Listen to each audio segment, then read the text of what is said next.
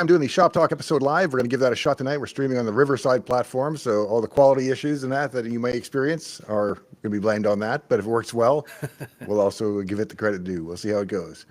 All I did was click stream, and the rest is magic. So, what's going on in the shop? Well, I've been working on a Tempest AI, which is one of the reasons I haven't done an episode, because once I start working on something, I'm hard to get distracted.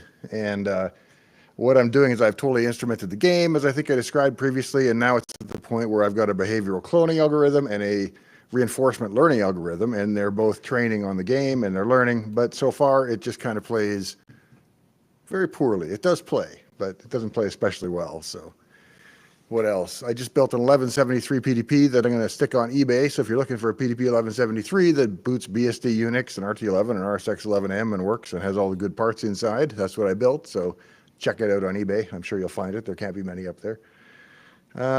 What else? Did a new episode on Longhorn today, which I was pretty happy with. I think it came out good. I'm probably too close to the story, but I thought it was good. So that's about my week, really putting that episode together. So let's see if we've got any questions from my co-host, Glen. What do you got for me today, Glen? Okay, I'm going to struggle a bit for the first little bit. We had a few questions from the last Shop Talk episode, so I'll fire a couple of those off you. I'll try and pay a bit of attention. I'm also going to be staring off around here as I try and pick up questions from the chat. So I'm doing some heavy lifting here today, but I think I'm all right. First one here, Cliff Shockley. I believe I recognize that name. He says, I've always assumed Dave and Glenn must have been classmates or friends back in Regina, but I don't think it's ever been said. That has been said. Has a it? couple of times. I think so. So yeah, we went to high school together. We were in the same program in grade 9, and then you went, grade 11 to a different high school? Or 10? Yeah, grade 9 and 10 I was at Miller, and then I booked off to my neighborhood school. So okay. And I dropped out, so. So we spent a couple of years together there. Oh. What do you got? I was going through some stuff. I found my University of Regina student card today. All right. What's your number? 188 or 187? No, it was 13. Oh, shoot. I used to know it. Oh, no. Sorry, that was my U of R number or my U of S number. Oh, okay. I still know my. I can't even read it off this start. Oh, 186. Oh, 01597. 186301597. 186. So you started in 86. I started in 89. Yeah. Oh, that's right. Yeah. Well, I finished in 86 too, so I did an entire semester. And then you went to Saskatoon eventually? Well, yeah, I took some time off and then went to Saskatoon. But so yeah, grade 9, 10. There you go. Uncle Rogelio, can't afford to lose the views? Afford in terms of what? Can't imagine you're concerned about the ad revenue. No, not especially. But what I hate about the YouTube algorithm is if I do a popular episode and then I do 3 PDP episodes, it'll kind of punish me. And then the next popular episode only gets, a third or a half the traction it would have gotten if I just stayed quiet and laid low and made only the popular episodes. So that's what I talk about in terms of doing one-off episodes. I could put stuff on Dave's Attic, but we just don't have enough subscribers there. There's like 35,000. So if we had more subs on that channel, I would put more content on there. And I guess that's kind of the other way around too. So Catch 22. Indeed. Scotomoto. Hi, Glenn. Hey, Dave. Is Mesmerizer open source? Says he's got some 128 by 64 panels, and can he build Mesmerizer using them? Yes, you can. And I'm trying to think if it can handle that. Yes, it is open source. I've done 128 by 64. So yes, you should be able to do that. It's just at the edge of what the ESP32 can drive. You might have to go down to 64 by 64 or something like that. All the effects are generally designed for 64 by 32. So some take advantage. Some calculated dynamically, some don't. Depends on what the effect. So, but yes, it is open source. It's at nightdriverled.com. Okay. You can get the code for it. Good, because I actually went into that YouTube comment a couple of days ago and dropped in the URL for Night Driver. Oh, so, great. Didn't see any feedback from that, but hopefully Scotomoto got a message on that and he can work away on that. Jeffrey Bassett. I know there's a bit of this too. When will the kit be available? eBay says 10 sold out of stock. And I think someone else had said, hey, I just bought the last one. So, yeah, I put another batch up a couple days ago. So there should be plenty of them out there. And I was at the home office over the weekend, and I noticed over on the side, behind the other side of the garage, there was some boxes that were full. And a couple of times I participated in that. So you and your wife get the little assembly line going once every couple of weeks, and code chips and plug them together and stuff boxes. So it's a home operation for sure.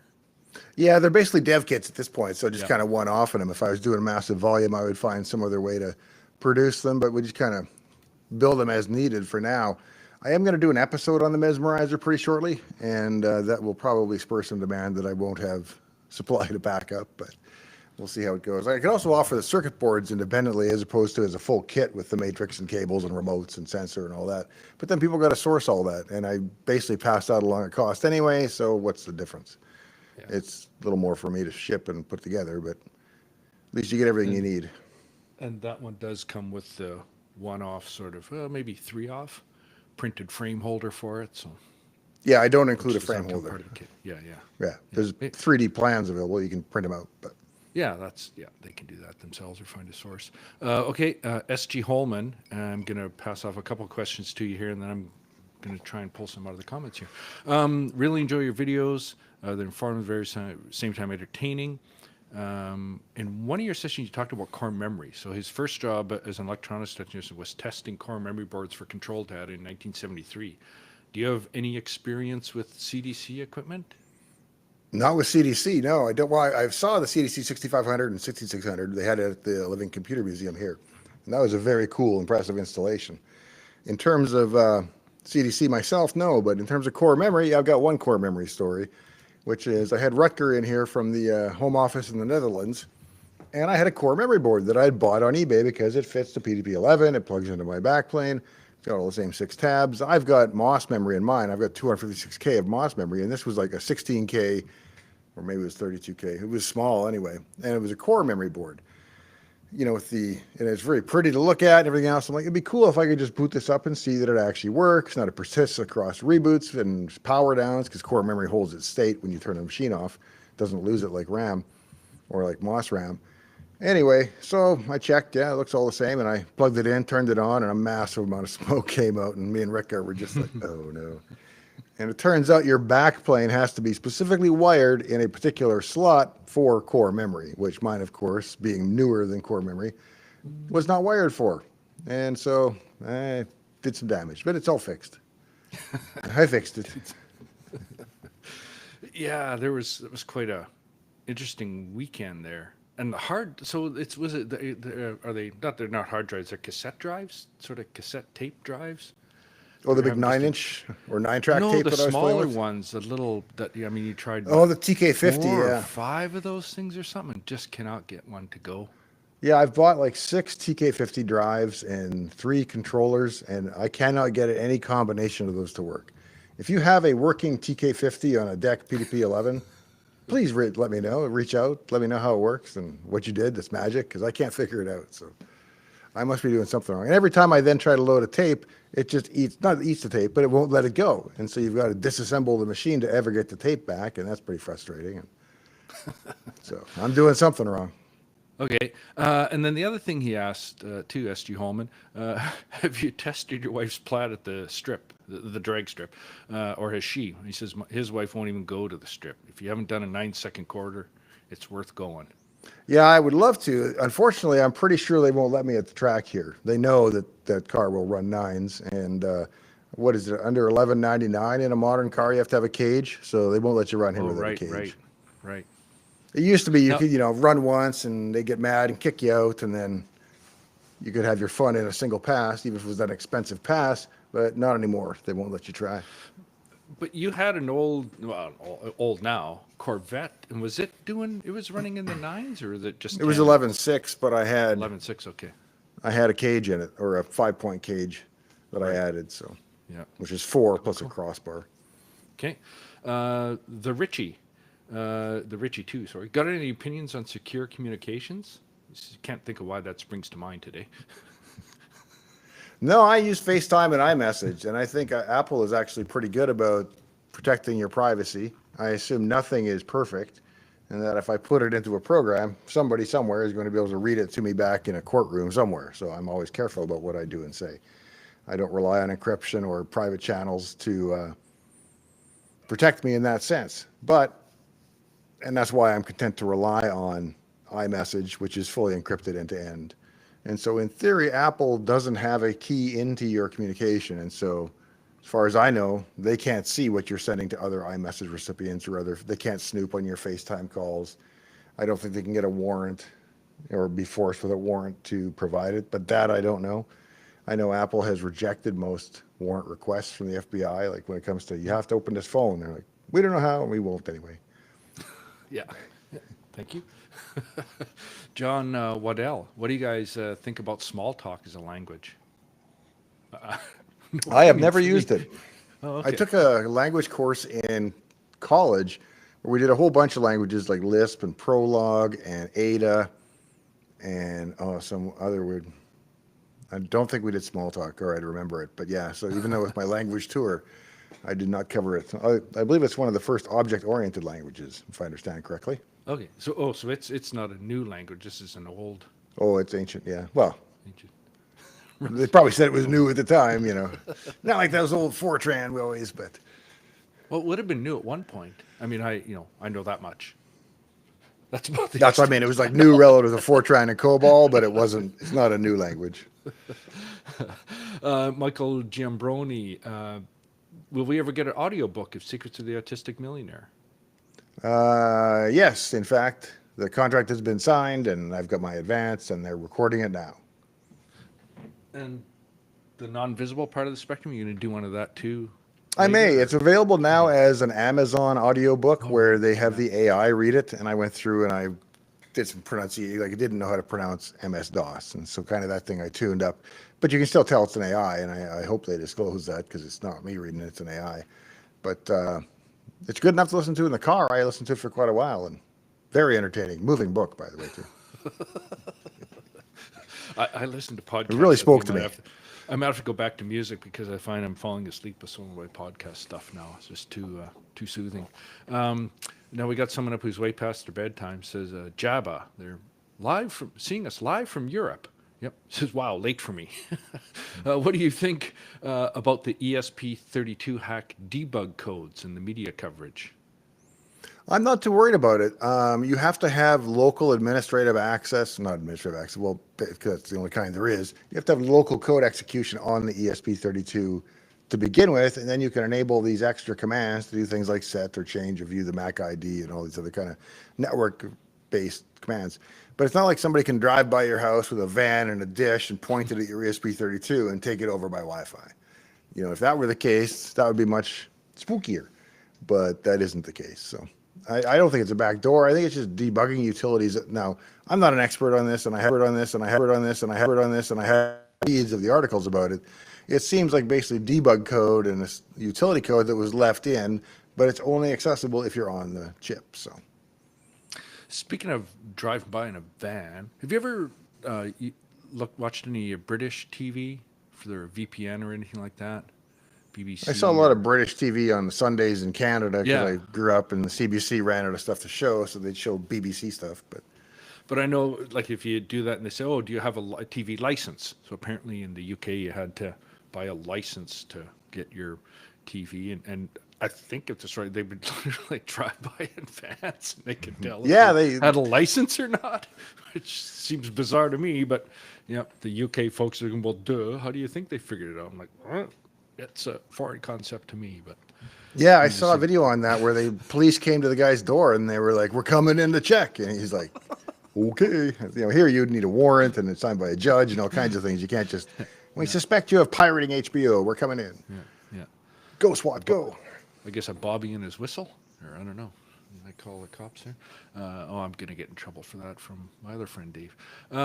Did you get thunderstorms up there yet? Oh, we got a weather. This Joe Hamlin's asking from, I think, PDX. That must be Portland, is it? The airport exchange for Portland? Yeah. Peter, Sounds there right. you go. Hey, look at that. Not bad for a Canadian. Hey? No thunderstorms yet. I got the generator standing by. I'm on a UPS. I don't know if all this equipment, my teleprompter and microphone could go dead for all I know, but if we lose the power, I will be back in a few moments. But Wouldn't that be cool? Yeah. Do it live. Michael, hey. Dave, are you going to buy a UniFi Enterprise Fortress Gateway? now that it can fully handle your 5 gigabyte connection? Well, I've got 5, and the UniFi can almost handle 5. Or UDM Pro Max Turbo 3D Extreme Plus, whatever I've got now, whatever was cool 3 weeks ago before the Fortress Extreme came out. Yeah, I've got to contact the UniFi, but I would need faster internet to justify it, so I haven't sought it out yet. Okay, I'm going to pound some more questions into my list here, see what I can find. Have you ever used the Haiku operating system, FC Bayardinum? No, I've heard of it, but I have never used it. Never used it. Did you try any exotic OSCSs like React OS, Colibri, Serenity, Calibri? That's from Megri. Any other weird? The most exotic operating thing systems? I've run, strangest thing I've run is Wine back in the 90s when it was very, very new. But it sort of worked. And it simulated Windows, I guess. Or maybe it's not an emulator. That's what Wine stands for. Wine is not an emulator. Oh, right. I remember that from. And there's a name for acronyms that reference themselves, like GNU is not GNU. GNU is not Unix. Is another example, but I forget what that term is called. If you remember, let me know in the comments, because now it's bugging me. GNU is not Unix. I like that. Joe Hamlin, what do you think about Windows LTSC? Well, I've thought a lot about it, and I've concluded that I don't know what Windows LTSC is. Joe might have to expand on his question there. What else have we got here? And define the acronyms. I can't stress that enough, people. Define your acronyms if it's new. There you go. Yeah. Phobos Moon. What do they call the sprite things in small talk? Turtles? I don't even know what that means. You don't know. I used logo, and there was a turtle, and you could drive the turtle up, right? So it was a language where you could say, start the turtle, turn on the turtle's trail, drive up 100 pixels, go over 100 pixels, down 100 pixels, back 100 pixels, draw a square. And that was called the turtle. What else have we got here?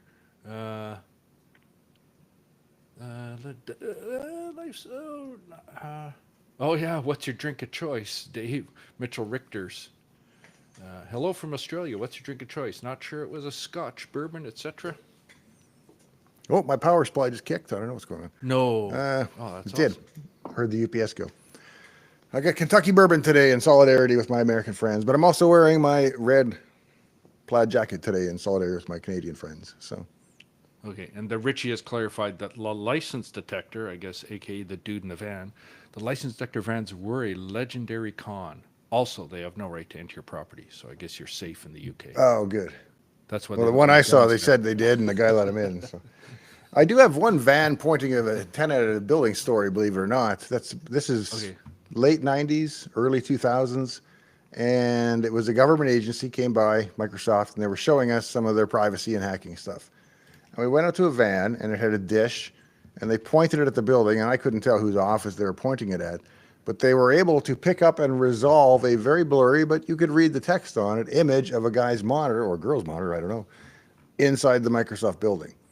And I think I was pretty impressed, and I'm still impressed by that, but I think it requires that it be a CRT. I don't think they could probably pick up LCD, because at that time we were still mostly rocking CRTs. So. Okay. And I did get told also that I'm in trouble about my TV detector vans. Apparently, I've fallen for the big scam. So it's a story. Hey, works good for me. Let's see what else we got for a question here, Dave. What about an AI NPU chip that can client-side scan content? Scan content? I'm not sure what you mean by scan it, unless you just mean feeding stuff in, and that's possible with the Apple NPU and all that, and the new ones on the PC side as well. Recall was going to be something like that and scan everything in. Okay. And Lucid Macedo, or Lucid Moses, sorry, when I cut and paste, it puts the first word in with their username, Lucid Moses. Do you guys read messages from older main videos? No, but I do see them because I sort of see them in the comments view of the YouTube channel, which sorts by recent comment and not by recent video for me. So occasionally I will see and still respond to stuff on a video that's 6 months or a year old, that kind of thing.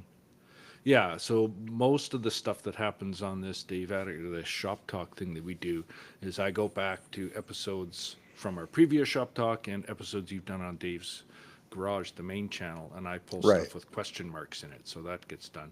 I mean, the odd time, I mean, I'll go through and respond to stuff, but I'm not going. Once I've sort of pulled the questions about 5 days after the Shop Talk videos, or 5 or 6 days after the main channel ones, I don't go back after that. So if you're adding a question 2 or 3 weeks later, it's not going to get picked up. So, Well, there which used is to a be a fair YouTube. point. Yeah, that's kind of why I try to look for still the older ones. But Yeah. there used to be a YouTube API that you could programmatically do things like set the title on a video and query for comments and things like that. It'd be nice if you could just say, pull my comments, sort by recency, look for anything with a question mark, and group by video. You know, it's a really simple query, but I think they took away the ability to do all that in the YouTube API. If there still is a YouTube API, I'm not sure.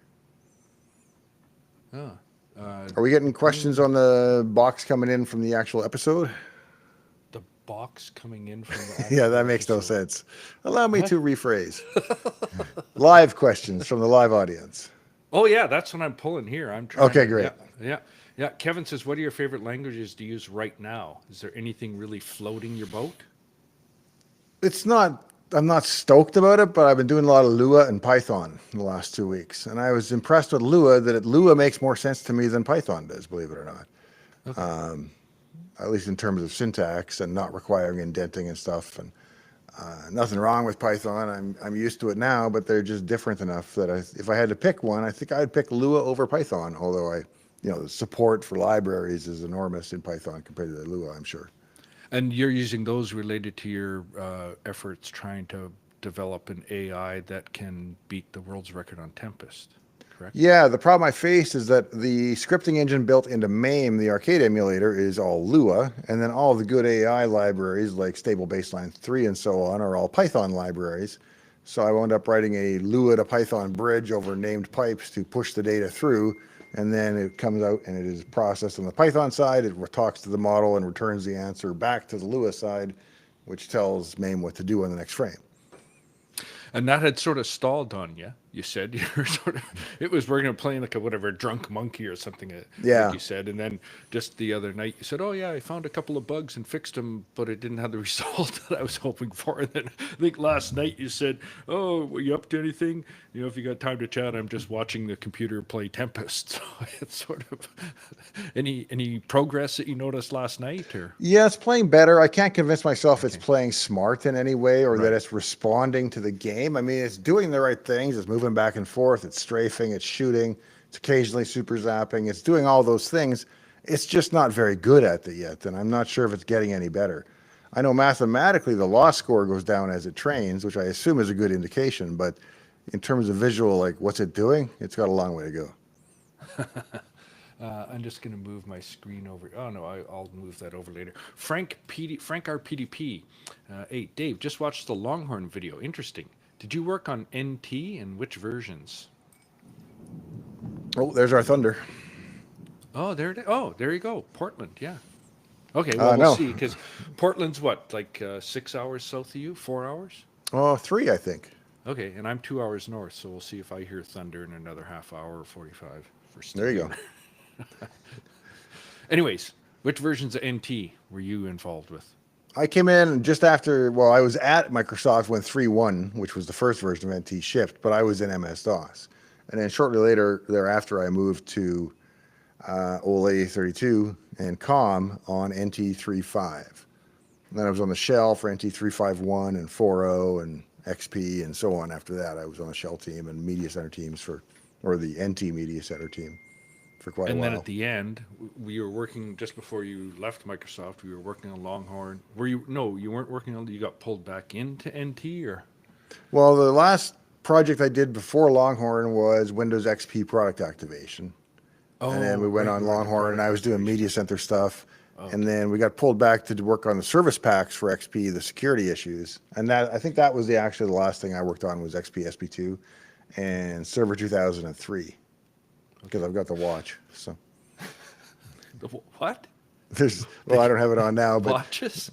Yeah, I got a Swiss Army watch that says Server Oh, 2003 on the clasp. I gave oh, that one to my brother, so he's got that. So okay, okay.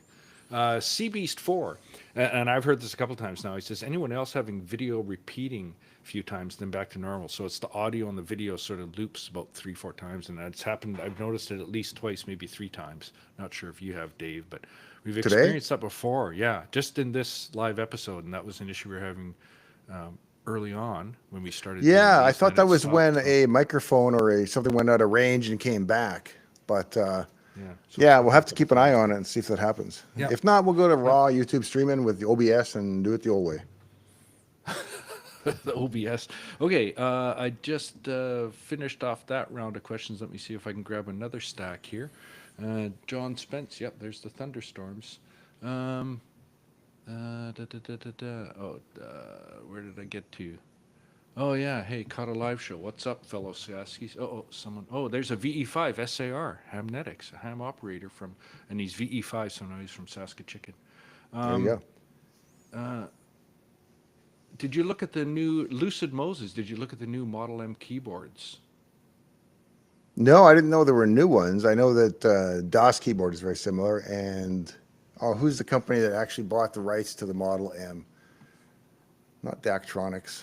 I can't remember the name of the company, but they do make the Model M keyboard based, and they make it in black and stuff. And now it has a Windows key.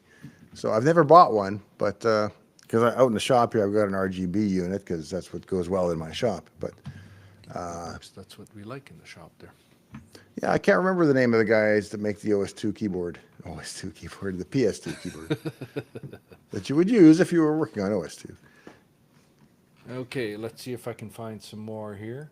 Da, da, da, da, da. Sorry, it's hard for me to try and do this on 3 different screens. So, That's all right. Just did I scan already ask through you and this, John Spence? Do you want to? Oh, yeah. Well, this is a little bit. Oh, someone said this is Gray Hodge and another guy has posted recursive acronyms. I think the ones that for the yeah, but it's not refer. a. That's there's Yeah. another name for it. Oh, okay. There's a better name. There's a better name. John Spence, Dave, do you want to share your opinion? This is an option. You don't have to. He says, do you want to share your opinion on using Signal? Signal. I've never used Signal. Oh, okay. Last time I used encrypted messages, other than like iMessage and stuff, I used TrueCrypt. No, last time I used TrueCrypt was on disk. PGP was the email thing I used, dealing with some Okay. attorneys in another state, and they wanted to use PGP back and forth, so we did. Okay. Sparky Wolf Productions? Sparky Wolf Productions. Right? Dave, what's your opinion on the OOP debate? I've heard a lot of people opine recently that makes code harder to read and understand. Well, it shouldn't. Object-oriented programming should make it Okay. more easier to understand. In fact, so if it's done when they're put together, otherwise you can get these complex inheritance hierarchies that are almost impossible to sort out. So it's really up to the skill and diligence and dedication of the person that creates the class structure as to how object-oriented programming will turn out. Cool. Scott Johnson, my sister's daughter is 12, autistic, and seems interested in coding. Any suggestions for her? Does she play a lot of Minecraft? Maybe she could script some Minecraft. That'd be a fun thing to do, I think. Okay. Blair M says, did you say that you're selling your PDP 11? Why? What's the next purchase? A bigger PDP-11. So Mitch Miller at Keyways has found for me a dual chassis BA23 and BA23S with the massive cable that goes between them to connect the two buses. And he's shipping that out, but I got to pay for that. So I'm selling one of the good PDP-11s to pay for that. Yeah, and you're not selling your PDP 11, you're selling one of your PDP 11s. Yeah, I'm selling Apollo. I've got Apollo, I've got Minerva, I've got Lazarus, and I've got Spanky. I sold Rusty. The draft. John Spence. Dang, they didn't want to talk about Signal. Neither one of us use it. Not much to talk about, right? Although I hear if you're going to send like secret military details to anybody, it is the way to do it. Highly That's all I recommend, know for yeah. sure. I haven't followed the Just, news that closely, but I see they're arguing now about what got leaked and whether it's important. And the guy apparently sent a message I saw, and it's like the F-18s will strike at this minute, 6:43 p.m., and the bombs will land at 7:14. And yeah, that seems like it's at least specific and actionable information. I don't know if it's classified. I would think so. I'm going to stay out of that because it's, yeah. political hot button. And anytime I say anything in any way controversial, people just freak out. So, No matter where you go on that, it's not going to end well. And that's not, yeah. It. Mickey Finn. I was diagnosed with autism a few years ago in my late 40s. I struggle with that diagnosis as it means my problems with others are all mine. How do you deal with that? well, it's not that the problems are all yours. They manifest in a way. The responsibility for the problem is not entirely yours. The problem might be all yours in that it doesn't impact the other people. But the responsibility for where that communication deficit lies could be 50% on the other person, 50% on you. It's hard to say. I mean, the other thing I think is that it might just be simple use of language, but it's not. Autism isn't a problem. Well, it can be, right? It has It can be negative problematic. manifestation. Yeah. Yeah, it's something. I mean, cancer, or I mean, it's a diagnosis. It's a thing that affects you. It can result in some problems and cause some problems, but it doesn't mean you're broken or wrong or need Right. fixing. It's something you gotta. But it certainly can be probably even in some ways more problematic for others, which then you internalize as more problem. That's a tough thing. Megri, do you think AI-based compilers could directly understand and compile code without traditional compilers? Probably. I saw somebody typed in a C program and then had it converted to assembly, which, is basically the job of a compiler, and it did it pretty well. Now, it was translating the algorithm as opposed to the the actual syntax of the command. It was reading, internalizing what that code was doing, and then emitting an assembly language to do the same thing. But that's kind of what an assembler does too, or what a compiler does too. So, The Richie's back in here. I haven't used MAME for over a decade. Is it still well supported? I guess yeah, it hardware seems is it's an solid issue. as heck. I use the debugger in it. It's pretty cool. I use the scripting language. It all worked well. So, impressive stuff. Yeah. Uh, sorry, I read something that looked like a question and it wasn't. Uh, now or curmudgeon. Oh man, I like that. Ignoring drive A and B, what would Windows do if it finds 25 drives? Oh, there used to be a command that you could set in the config.sys that would set the upper limit.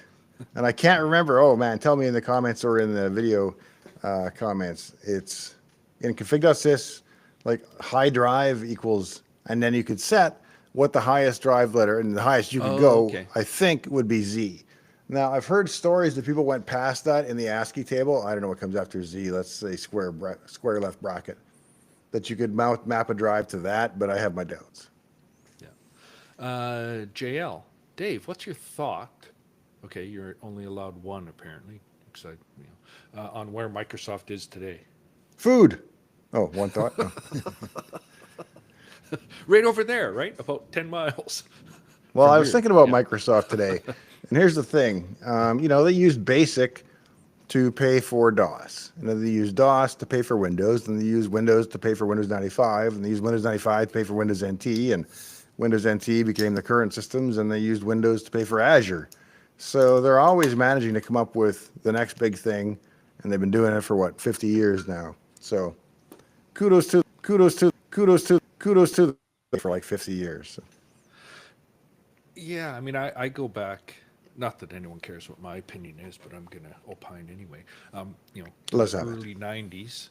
And, I mean, there's a lot of hate towards Microsoft and, dominance and monopoly and all this stuff and forcing and, Windows Explorer and all these, and they're just a terrible, I mean, I hate for every, Bill Gates and the whole company and everybody associated with it. But it's now 30, 40 years later. It's still doing stuff, and I still remember that hatred, and it's so easy to have that and think that way, but on the other hand, it's kind of, well, what have you done in terms of building an enterprise, and not just Bill Gates, but all the people that were part of the initial group and have gone through it. Well, what has your contribution been in terms of software and computers and that? Like, not too many folks have been able to assemble that kind of a company together and do things, and even what you talked about with the Longhorn project, like, getting to a point of trying to pursue that stuff in years and years and then backing it all off and starting over again. Like, there's some hard lessons in there, but they keep on slugging, and someone's got to build it. Now we've got Google and other things that are just as bad or worse, or people feel the same about their hatred on that stuff just because they're big, but everybody's Well, what I using it find for. funny is that, they used to hate on Microsoft for basically their corporate practices for doing things like requiring that if OEM wanted the best deal on MS-DOS they could get, that they had to ship it on every machine they sold, no matter how many people opted for MS-DOS. Deals like that were later defined by the court to be anti-competitive. I don't care about that. What I care about is now you can't log into Windows without an online account, and it almost forces you to install Edge, and you get ads on your start menu and all these other monetization practices. I understand that they treat Windows Home as if it was basically free now, and woo, Ooh, that's a good one. yeah, it's getting closer. But I find it really frustrating. I'm of the opinion that if you could buy Pro for $299 a year or something, I would just buy Pro if it came with no ads, no monetization, no telematics, no for your operating system. I could live with that. Yeah. If YouTube's $19.95 a month, the system's got to be worth $29. We just had That's another repeat. maybe not true, but I'm going to pound some more questions into my side screen here. See if I can find something. Do you recall an entertaining, this is from Liam VG, do you recall an entertaining bug in Win98 where you could close the start menu by typing a certain key sequence? It would disappear until restart. Do you know why or how that happened? no, I don't. But maybe Control F4 or Alt F4 would close the window, which would be the tray, and that owns the start menu. And so, well, then the start menu is owned separately, I think, but the tray could disappear. Okay. So other than that, no, I have to say I'm not familiar with it. David Riddle says, you, Dave, explained that Longhorn is a bar between Whistler and Blackcomb. But what's the connection to Microsoft that anyone down there was naming systems after bars in British Columbia? Well, not me, but if you're living in the Pacific Northwest in the 1990s and you're making millions of dollars in stock options, what do? You go skiing a lot in the winter, I think. I used to see ads in the lunchroom, hella skiing, sign up with me, split the cost. I'm like, hella skiing? No, hell no. That's a hella no. Yeah, for me it is. Yeah, I guess there's world-class skiing up in Whistler, so that's cheaper than going to the Alps, I guess. Yeah. Yeah. Well, I guess I gotta open my door here just so I can hear the thunder and rain. Yep. I'll be right back. Excellent. So we can hear it too. Yeah, I'll look for more. It's funny, I'm seeing some names and stuff here that I recognize, which is great.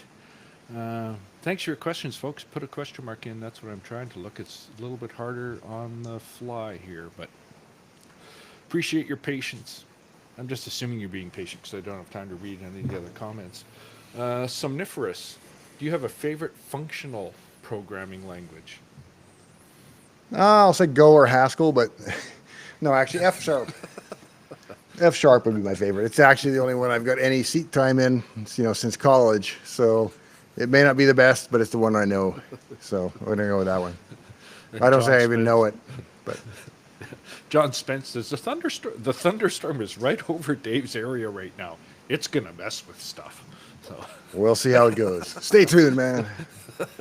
Yeah. Now you tell your friends they got to join in because things might go sideways. Richard Johnson. So, what do you think about Google's super duper computer? I haven't seen anything about their super duper computer. This is not tech news. You gotta ask me that a day after tech news so that I've seen it and I can answer. This one has got a symbol in its name, just plain dumb SH*T. Hey Dave, have you ever played with software-defined radios?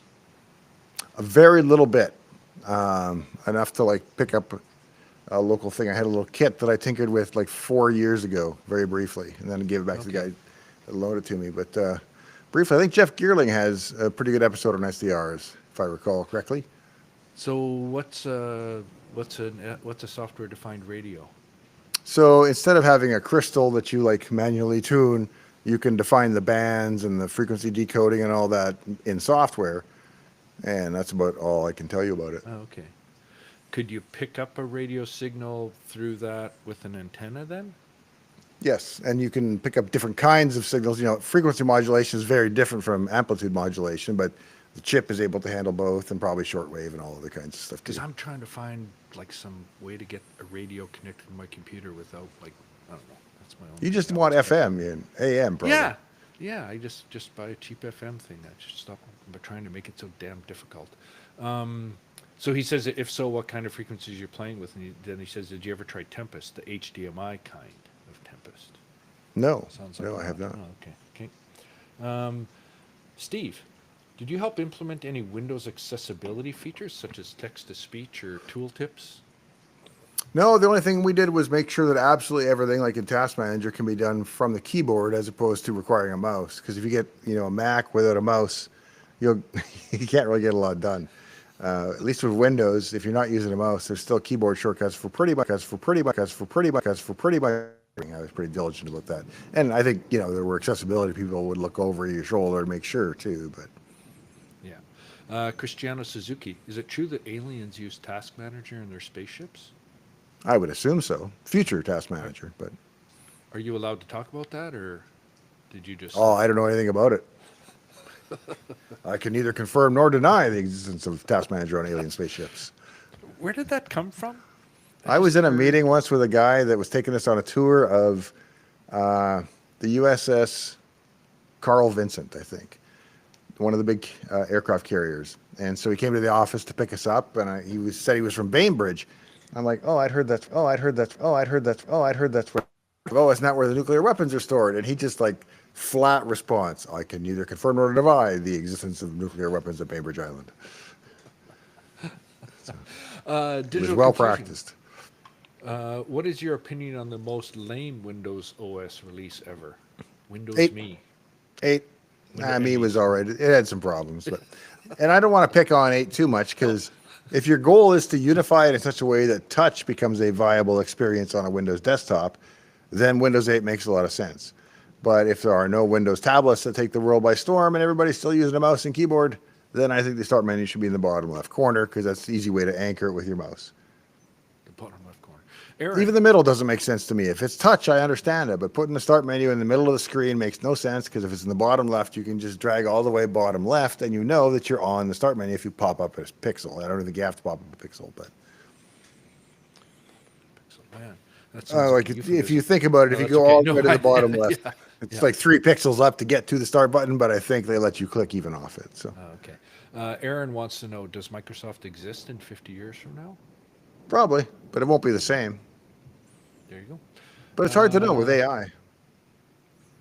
Yep. Someone else asked, no, I won't, something about, no, I think that was an internal question, somewhat rhetorical. Lucas, remember that market domination, Dell, etc., DOS window deals, why they never did Windows on Unix? There's always licensing problems with Unix, right? That's why BSD isn't called Unix. So could they build something on free BSD? Yeah, by the late 90s, I guess they could. But otherwise, Microsoft had the Xenix and the other options from AT&T, but they had to buy a license for every copy that they in turn sold. So selling Xenix was good for AT&T, but not so good for Microsoft necessarily. I think Dave C. explained that what Microsoft was doing was they would buy massive bulk licenses from AT&T. Like, hey, we need 1,000 or 10. I don't know what was massive for Xenix. We need 1,000 licenses maybe, and they would buy them from AT&T and then resell them piecemeal individually to users that needed them. So they made money that way, but not a lot. I just posted a bunch more stuff here at the very bottom where I got to. Jabba has put in here, nice reminder for me. Don't forget to hit like button and subscribe if you're enjoying this and future content. One thing I don't think we did, and it might be curious, is Why the heck did we do a live episode tonight? I don't know. Just Well, something different. I think I know part of it, and it's sort of how this whole Dave's or shop talk thing came to be. Sitting in the car, driving in the car, and I think this is like whatever 6 months ago. Like, I think we should do a weekly podcast thing. And I kind of think you're half joking, and then like 2 weeks later, we did it.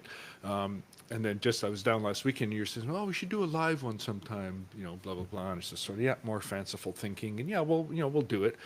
And then I went to pull the questions for for this episode tonight, and I'm like, you hadn't done an episode on Dave's garage, so there was nothing to pull from there.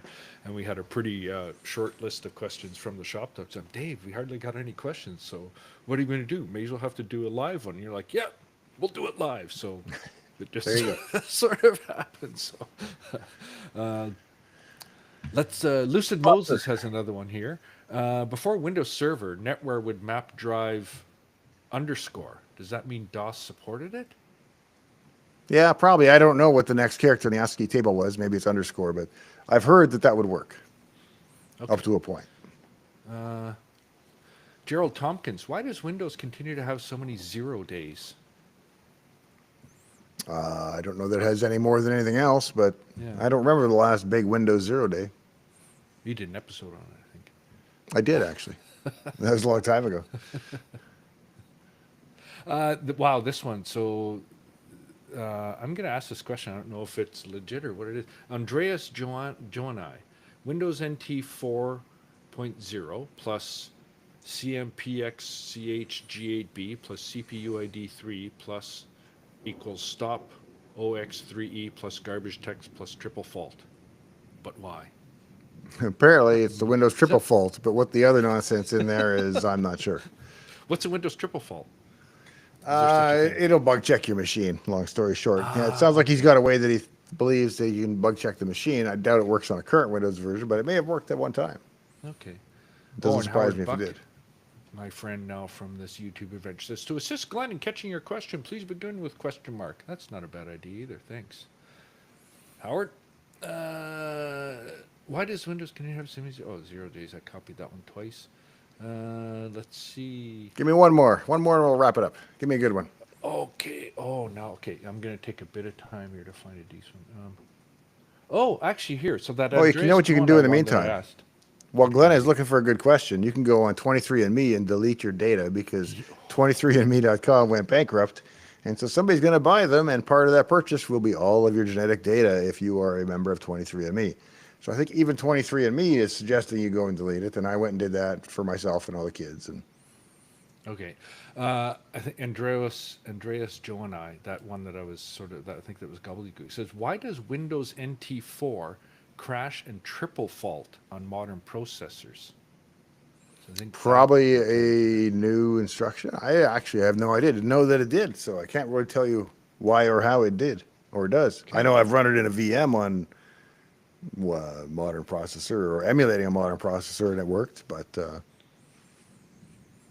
I don't know other than more that. questions? Yeah, that Drew wasn't a Bell good one. wants No, to no know, offense to the is guy. Win- but Yeah, I don't, wasn't a I'm good not answer. whether they're good Bad or bad. answer. I'm just picking some out. Drew Bell, is Windows File Explorer search really bad, or are they doing it wrong?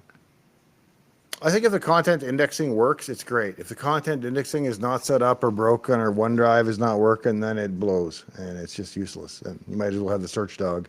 But when content indexing works, I think it's great and fast. Band-Aid your code. Can you build Task Manager for Mac, please? Would love a great Mac process manager. Windows Task Manager is gold. Thank you. Well, I can get by with Activity Monitor on the Mac, but it would be nice to have a little more feature parity and responsiveness parity. Windows Task Manager is a fair bit more responsive and updates faster than the Mac one by quite a bit. So what would it take to do something on the Mac like that? Somebody of enormous skill, intellect, and beauty to no. Somebody who knows how to write an app for Macs. I've never written a complicated Mac app. Cool. Cool. We're getting lots of stuff going on there. This is fun. It's a little bit challenging trying to pull the questions. So again, I appreciate folks. Yeah, I appreciate you doing helping it. out with that. It is fun though, and we had talked about doing it, and now we did it. I don't know what else. Do you want to take a couple more? Or? If you got one more, yeah, we'll do one more. Oh, let me just get this darn thing going here. And I'm crowding on my mic. Uh, What does the unladen weight of a South African swallow? John Sims, live stream equals Wacky Wednesday. Hey, there you go. That's what we're here for. Dave's here Yeah, for if the you look at information. the I'm here for viewer the graph, entertainment. if you look at the viewer graph of my channel, I get like a heat map of when people are online. And Saturdays and Sundays are the busiest. Wednesday is the least busy, and Wednesday night is the least busy of all. So not the best time to do it, but hey, it's a good time to try it, I guess. Okay, I know you're not much of a gamer, Dave. I'm, in the sort of gamey sense. Darth X Zero, best game of all time. I mean, you're partial to Tempest, of course, but Yeah, I would probably, with all legitimacy, pick Tempest, and I would argue it and defend it. But it's a hard argument to have because it's all so much dependent on how much you love the game and your memory. Like I remember going over to Rob Antonician's house once and playing Jumpman on a cartridge on a Commodore 64 and staying up till like 3 a.m. and that was an absolute blast. I played like 6 hours of Jumpman, and now I'm very fond of Jumpman. But you go back and play it, it's like, oh, what a horrible game mechanic. You have to go right to the ladder. It has to be directly up. Oh, this sucks. So it depends how you remember it. I was my head was spinning. I'm trying to think of what on the Commodore 64. I think it was Load Runner. Yeah, that was a good You game, remember playing popular that? game. Oh, that was a good one, man. Yep. I think I spent at least an hour playing that. I don't think I could start it and play for less than an hour. Again, Frank R, the PDP dude here. Dave, how did you get hooked on DEC PDP hardware? He's a big fan as he worked on those machines in the early 80s as an intern. Which is Well, we had them in college, and we had them when I was a little kid. Like when I was 12, 13, I used to ride my bike down to the university campus lab and get in there, and they had 1140 or 1144. And they let us walk in, and if you acted like you knew what you were doing there, you could go up and use the terminal and play with it on the weekends. So I did that a lot. And so, of course, I admired the giant PDP-11 machines, and then we had access to them in college. And just a couple of years ago, I bought a PDP-11 CPU, this little dude here, and that was the start of my addiction to PDP-11 hardware, because then I bought a backplane, and I bought a CPU card, and I bought a memory card, and I made that work with a power supply, and now I got so many parts I'm putting together to sell machines and pay for other machines. So. VE5 SAR Hamnetic says, was it because Jumpman was the most pirated game in Saskatchewan? Asking for a friend. Probably. Actually, Jumpman had pretty good copy protection, as I remember. It was pretty hard to copy, and even the cartridge version, Jumpman Junior, was also fairly hard to copy. I mean, I did see copied pirated versions, but Rob has the real disc. He had the actual game, so. Yeah, I remember the name, and I'm sure I played the game, but I can't visualize it. But Right. I'll go look it up shortly after this and figure it out. And then VE5 SAR, most underrated reason for doing live episodes, establishing an alibi. I think There we're you go. covered for tonight on the thunderstorm. I don't know. Yeah, that's Well, let's wrap it up that was there. pretty good. That's a good run. Yeah. That's 53 minutes. Usually, I consider that to be a pretty long episode. So, I think it went fine. It's a little bit more nerve-wracking, certainly, than recording it. But yeah, it is what Well, it but is. yeah, if you do enjoy it, then of course, not only subscribe to Dave's Garage, which you probably already are if you're seeing this, but if you want to see more of the podcast format, we don't do it on Dave's Garage very often. It airs every Friday on Dave's Attic, and there'll be a link in the video description to Off to Dave's Attic. So you can go check out the back episodes. They're a little more polished and edited because we're not as nervous, and they're also edited. So any uncomfortable pauses or talking over top of each other is removed by our expert editor, Joseph. And put question marks in. You got a question, put a question mark in it. That's what I pull out. And usually it's sort of within those first 5 days. So if you're looking at an episode and it's been, more than a week, you might want to hang on to your question and pop it early on the next episode. Or just text then we'll Glenn. I'll get put it. his number in the comments. Oh, that probably hurt people's ears when I clapped that close to the mic. But yeah. That's we'll figure it out. Anyways, this was a lot less nerve-wracking than I thought it might be. was kind of fun, and I hope people enjoyed it. I see a bunch of stuff floating up and down off to the side, so it looks like people are enjoying this crazy Saskatchewan shenanigans. So All right. Well, thanks for joining us out here, and thanks for joining me, Glenn, and helping out, and appreciate it. I hope to see you next time right here in Shop Talk or in Dave's garage for Shop Talk. We'll see you next time. And now I'm going to slowly try and look over and find out where the close button is. oh, the bottom right pixel. Yeah. Sorry, bottom left. Good night, everyone.